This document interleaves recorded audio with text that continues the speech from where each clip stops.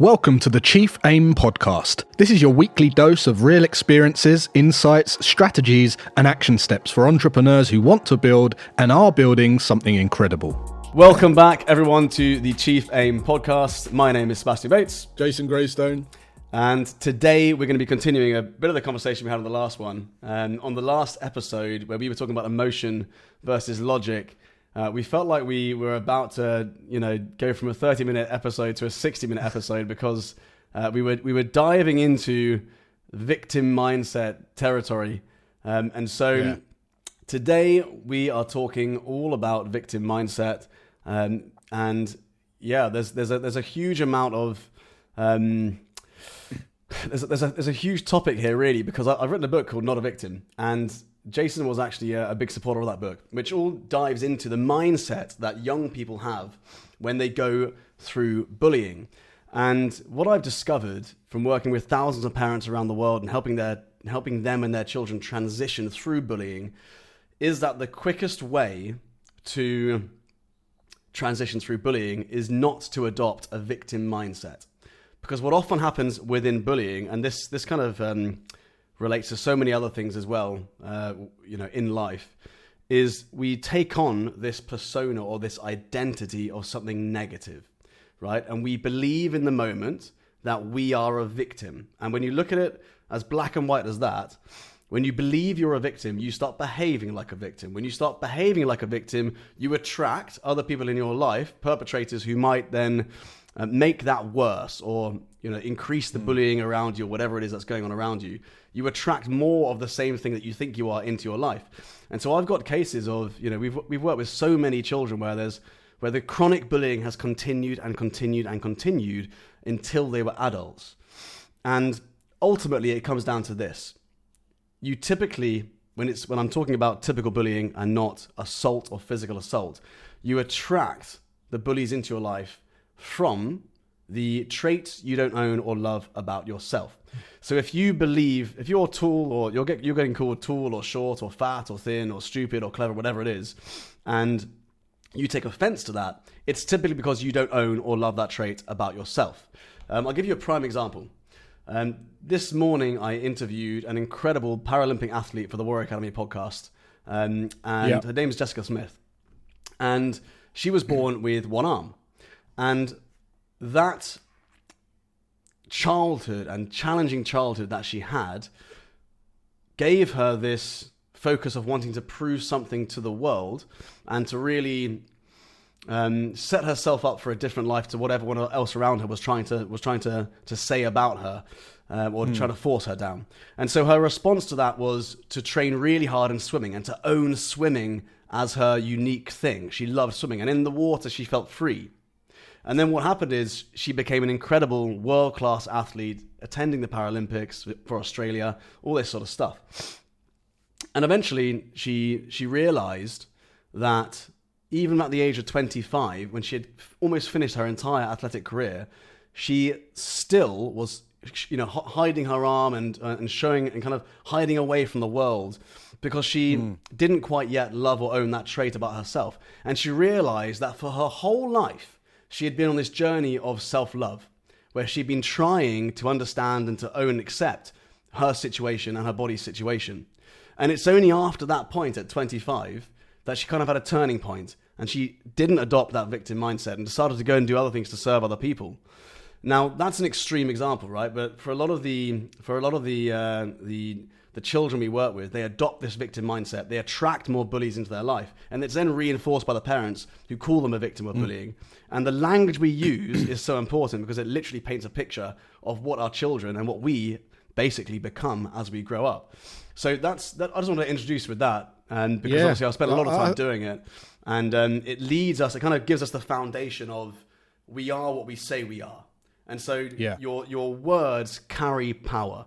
Right? We're always being trained. We're always being coached by an inner voice. If you say that you have, or that you are depressed, right? If you say you are depressed, it's like that is your identity. If you say that you are fat, like that is your identity. You are a fat person or a depressed person.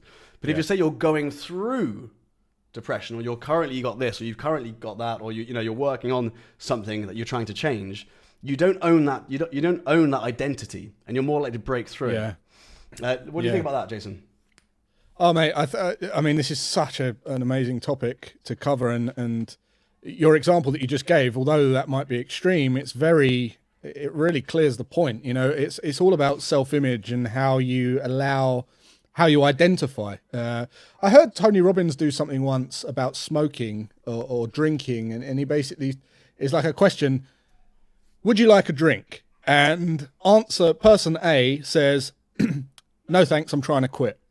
And person B says, no thanks, I don't drink.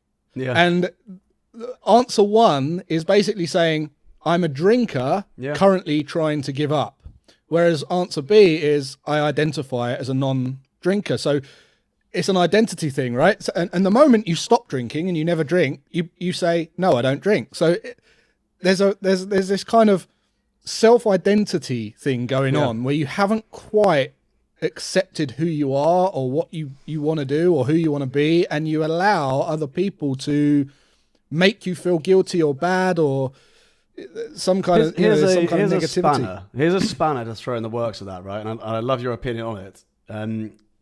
When you Alcoholics Anonymous and all this sort of stuff, one of the first things they ask people to do is to basically break through denial, right? So they say, I am John Smith, I'm an alcoholic. And, what do you feel about that? Because that's kind of contrary to what you're saying in terms of owning the identity, right?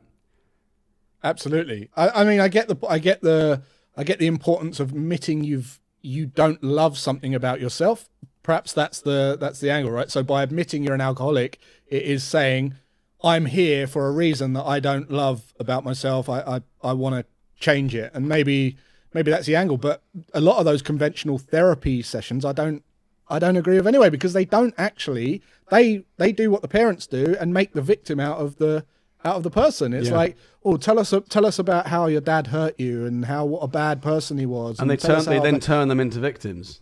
They keep them in darkened, right? Yeah. Because they want to they get paid more for every session for a start, but it's like, and it feels good to wallow in your own kind of pain a little bit, right? Like it's kind of soothing to, do you know what it is? I think it's soothing because it basically alleviates responsibility from you.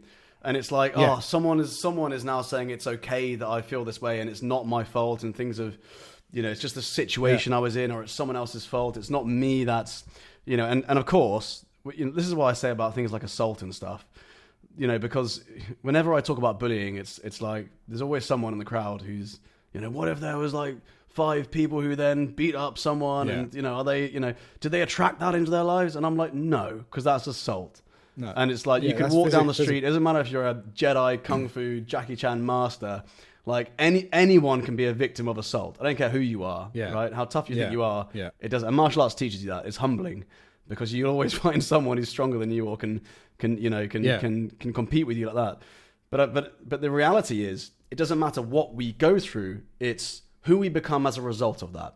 And it's who we choose to become that ultimately dictates the decisions we then make after that moment. We can't necessarily change what we've been through, but we can change the route we then take afterwards. And a lot of that comes down to mindset.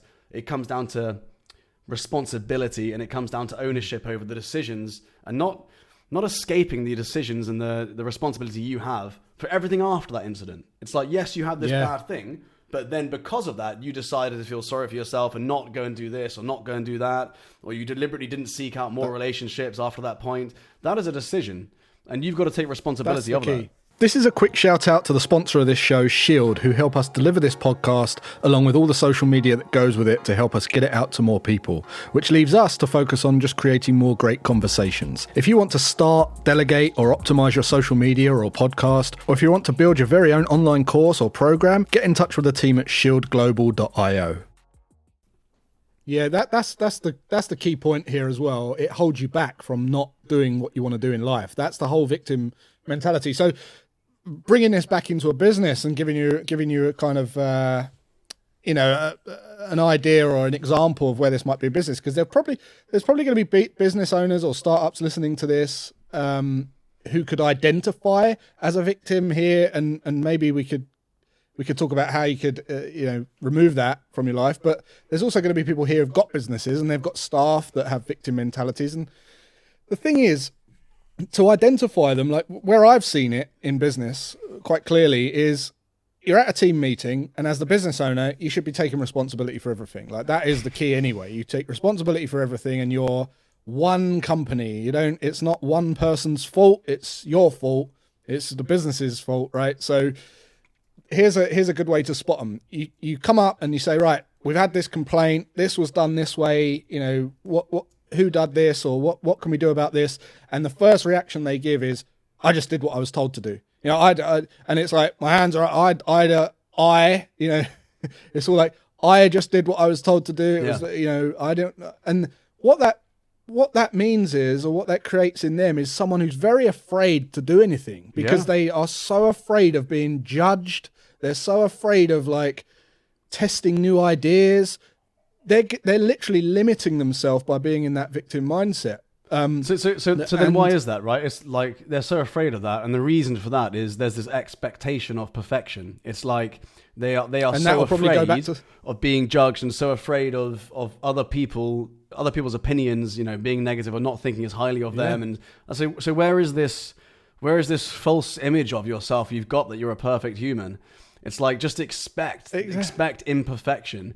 And one of the things, like the way I try to approach it as a leader of the businesses that I'm in is I don't expect to be perfect. I expect to make mistakes. And so once you understand and appreciate the human side of that, it's actually really relieving, I think, for your team, for you to say, these are the mistakes I've made. I used to make these mistakes. I understand this now. I'm still working on this. And I'm in the trenches with you guys. I'm putting myself out there constantly, trying to find the best solutions for everything. Sometimes we're going to slip up. Sometimes it's not going to work.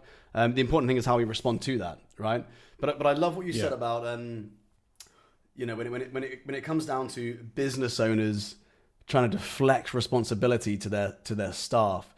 And one of the things I always think is it's always your fault.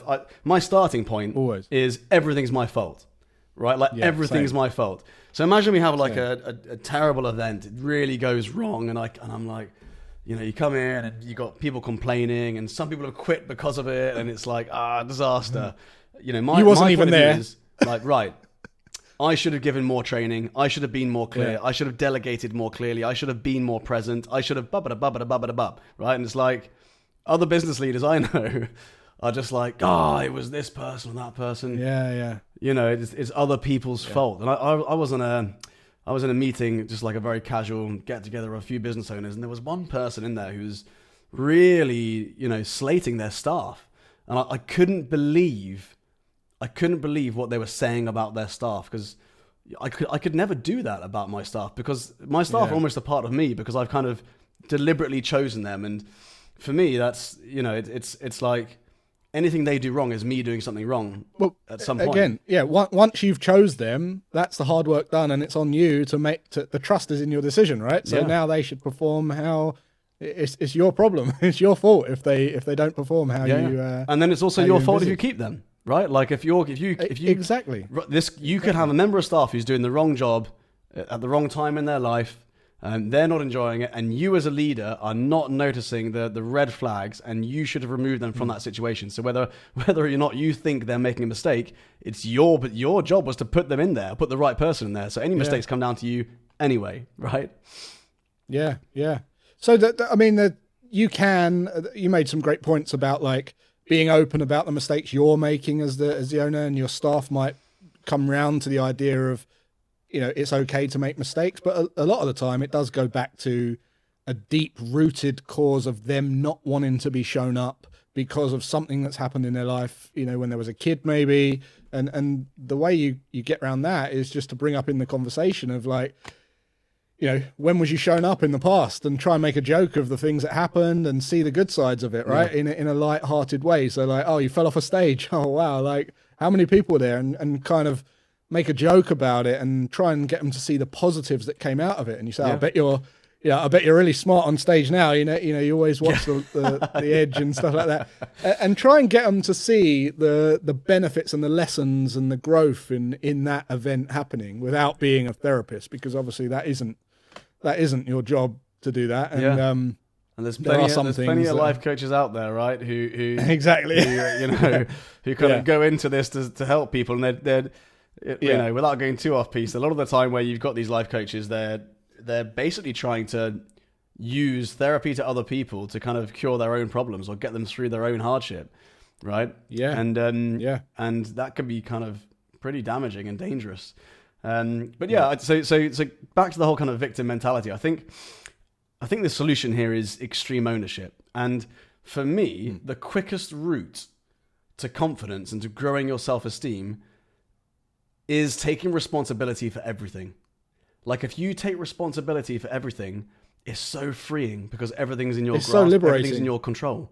Like, Yeah. you know, I think, I don't know when my mind kind of switched on that. I think I've always had to have a high level of responsibility in my life. When I was 18, I left home to move abroad, and I started taking risk very, very young. When I was 18, I bought a motorbike in Vietnam and drove it 1,000 miles across the country, and took a bike to the Sahara and drove it cycled 500 miles across the Sahara, and all this kind of stuff. And then the skydiving and the base jumping, where it's all on you, right? Like if you mess up, it's on you. And this is back in the day where we had Nokia 3310s and no Facebook, and no one could get hold of you, right? It's like, if you mess up, there's no one coming to save you. Like, it's on you. No.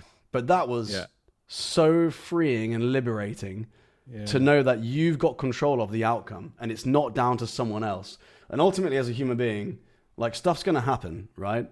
And I think you've got to really focus on controlling the things you can control, and letting go of the things that you can't, and understanding that it's okay to mess up, and that's just actually part of it. You're playing this infinite game where anything can happen, and actually it's quite exciting, because otherwise it would be so predictable and linear. Do you know what I mean? Yeah.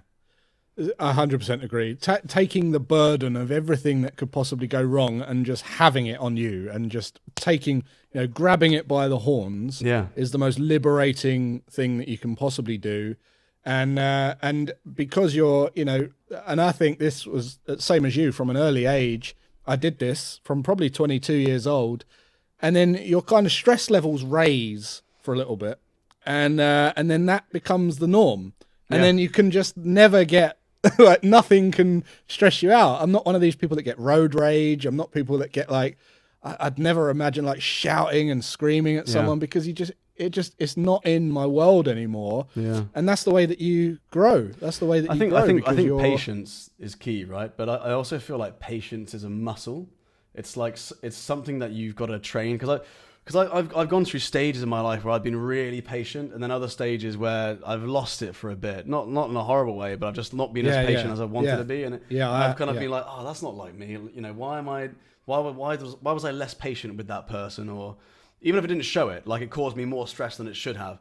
And I think to myself, it's a muscle that needs to be trained constantly.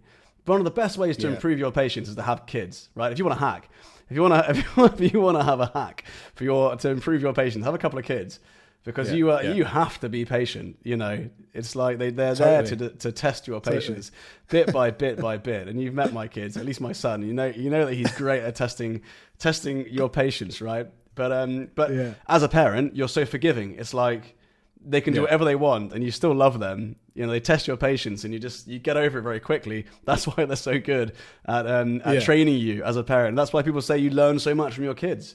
And definitely. And having kids in that regard has really improved me as a person, because it's taught me to be very patient from a young age. Yeah. Yeah. But you can lose it. The other if you way, don't practice it, you lose it. You can lose it. I think patience are just linked to like your money as well, right? So if you've ever been in a time where you're going into that animal brain, which we spoke about a few episodes ago, and having cash buffers and stuff like that, when you feel like your money's running out, or it's threatened in some way, that's basically your survival threatened. So then you become very snappy, because your mind is on how I need to survive. I need to know where my money's coming from. So I think your money, I don't meet a lot of impatient people who have cash buffers in the bank. I just don't. So I think they're less reactive, right? Because it's such a binary, like, reptile thing to be worried about.